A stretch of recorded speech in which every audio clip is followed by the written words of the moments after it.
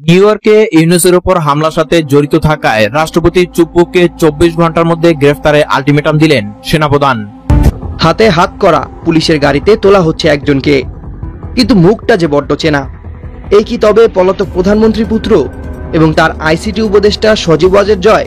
অবশেষে গ্রেফতার জয়। সজীব ওয়াজের জয় গ্রেফতার করেছে নিউ ইয়র্ক।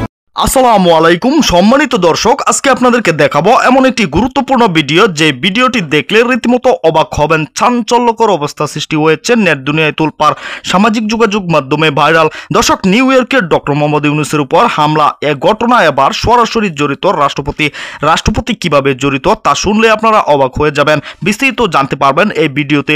1 সেকেন্ডও না টেনে পুরো ভিডিওটি দেখবেন। চ্যানেলে নতুন হলে সাবস্ক্রাইব করে রাখবেন পরবর্তী আপডেট পাওয়ার জন্য। একটি লাইক করে দেখতে থাকুন সম্পূর্ণ ভিডিওটি। নিউ ইয়র্ক শহর, রাত তখন ঘড়িতে প্রায় 9টা। জনাকীর্ণ টাইমস স্কোয়ারে বাংলাদেশি প্রবাসীদের সমাবেশ চলছিল। আর সেই মুহূর্তে ঘটে গেল এক চাঞ্চল্যকর ঘটনা। বাংলাদেশের প্রধান উপদেষ্টা নোবেল বিজয়ী ডক্টর মোহাম্মদ ইউনূসের উপর হামলা চালায় দুর্বৃত্তরা। চিৎকার, চেঁচামেচি, বোতল ও ডিম নিক্ষেপ চারদিক একেবারে তোলপাড় করে দেয়। আতঙ্কে পড়ে যায় প্রবাসী বাংলাদেশিরা। কিন্তু আসল নাটকীয়তা শুরু হয় ঘটনার পরপরই।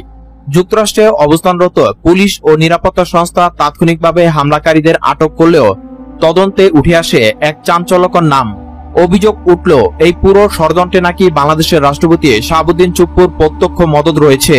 এই খবর ঢাকায় পৌঁছাতেই দেশের রাজনীতির আকাশে ঝড় বইতে শুরু করে। সামরিক বাহিনীর সর্বোচ্চ পদস্থ কর্মকর্তা সেনাপ্রধান জেনারেল ওয়াকারুজ্জামান সরাসরি সাংবাদিকদের সামনে দাঁড়িয়ে এক অভাবনীয় হুঁশিয়ারি দেন।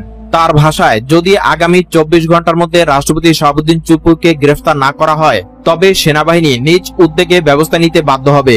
এই ঘোষণার পর সমগ্র বাংলাদেশের জন্য বজ্রপাত হলো।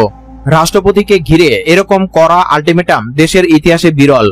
বিশ্লেষকরা বলছেন, রাষ্ট্রপতি শাহাবুদ্দিন চুপ্পুর বিরুদ্ধে অভিযোগ প্রমাণিত হলে সেটি কেবল দেশের ভিতরেই নয়, আন্তর্জাতিক মহলেও বিশাল আলোড়ন তুলবে। ঢাকার রাজনৈতিক মহলে গুঞ্জন শুরু হয়েছে, রাষ্ট্রপতির আশেপাশের কয়েকজন উপদেষ্টা নাকি আগেই আওয়ামী লীগপন্থী গোষ্ঠীর সঙ্গে গোপনে যোগাযোগ করেছিলেন। তাদের হাত ধরেই ডক্টর ইউনূসের উপর হামলার নীল নকশা আঁকা হয়েছিল। সেনাপ্রধান ওয়াকারুজ্জামান প্রকাশ্যে বলেন, বাংলাদেশে মাটিতে বসে যদি রাষ্ট্রের সর্বোচ্চ আসনে বসা কেউ জাতির বিরুদ্ধে ষড়যন্ত্র করে তাহলে তাকে ছেড়ে দেওয়া হবে না। এদিকে নিউ ইয়র্কে ডক্টর ইউনূসের সমর্থকরা বিক্ষোভ মিছিল বের করেছে।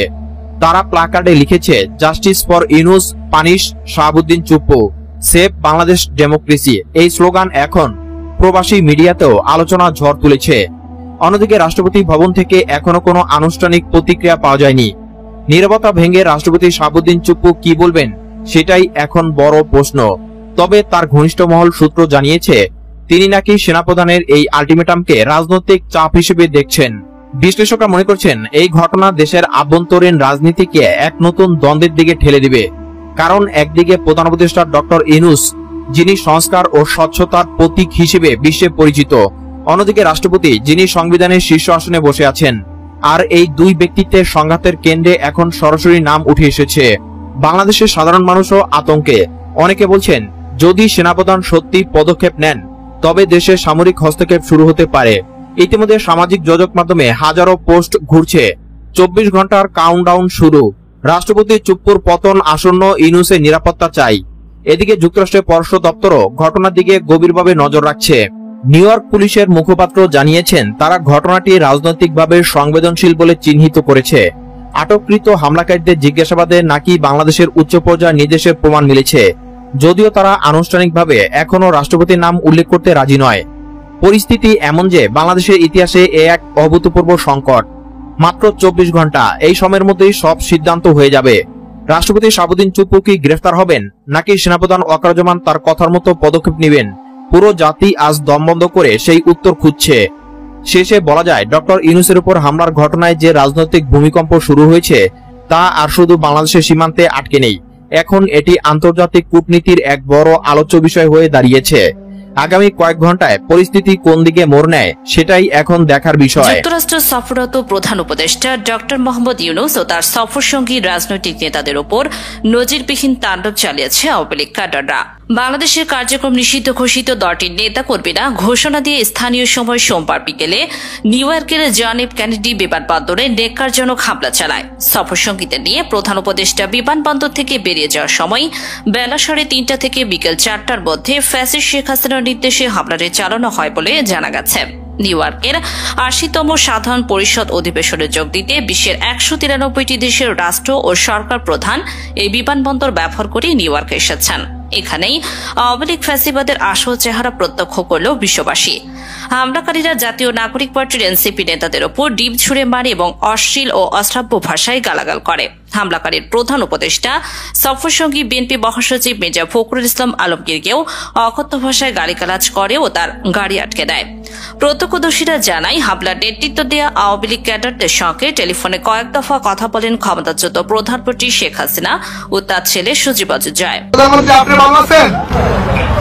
আপনাকে আমরা বাংলাদেশে ফিরিয়ে নিয়ে নেওয়ার আগ পর্যন্ত এবং বাংলাদেশ আওয়ামী লীগের 4.5 কোটি নেতা কর্মীদেরকে স্বাভাবিক এবং সুস্থ জীবনযাপন যতদিন পর্যন্ত না করাতে পারি ততদিন পর্যন্ত আপনার কর্মীরা আমরা এখানে সবাই একসাথে জেলে যাওয়ার জন্য রাজি, মাননীয় প্রধানমন্ত্রী। শেখ হাসিনার নির্দেশে কথা সমবেত কর্মীদের ও শোনানো হয়। এছাড়া তারা কিছু সময় পরপর যুক্তরাষ্ট্রে বসবাসরত জয়ের সঙ্গে কথা বলে নির্দেশনা দেন। এক হামলাকারীকে আটক করেছিল নিউ ইয়র্ক পুলিশ। আওয়ামী লীগের এই হামলাকারীদের বিশৃঙ্খলা সৃষ্টিকারী সন্ত্রাসী আখ্যা দিয়ে তাদের দমনে ঐক্যবদ্ধ হওয়ার আহ্বান জানিয়েছে বিএনপি ও জামাত নেতারা।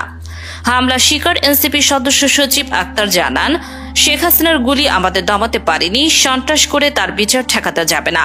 প্রত্যক্ষদর্শীরা জানান, প্রধান উপদেষ্টা রাজনৈতিক নেতাদের একেবারে যুক্তরাষ্ট্র সফরকে ঘিরে নিউ ইয়র্কে কয়েকদিন ধরে মহড়া দেন আওয়ামী লীগ ক্যাডাররা। তার প্রধান উপদেষ্টাকে যুক্তরাষ্ট্রের প্রতিরোধের ঘোষণাও দেন। তোর রক্ষা এই নিউইয়র্কের মাটিতে হবে না, ইনশাআল্লাহ তোকে জুতো পিটে করে আমরা তোকে নিউইয়র্ক থেকে বের করে দিব। প্রিয় দর্শক, সম্পূর্ণ ভিডিওটি দেখলেন, অবশ্যই বুঝতে পেরেছেন ভিডিওটি গুরুত্বপূর্ণ ছিল। দর্শক, নিউ ইয়র্কে একের পর এক কাণ্ড ঘটেই চলেছে কয়েকদিন যাবত ধরে। দর্শক, আওয়ামী লীগ নেতা কর্মীরা আগে থেকেই প্রস্তুতি নিয়ে রেখেছে ডক্টর মোহাম্মদ ইউনূস যখন যাবেন সে সময় তার উপর হামলা চালাবে।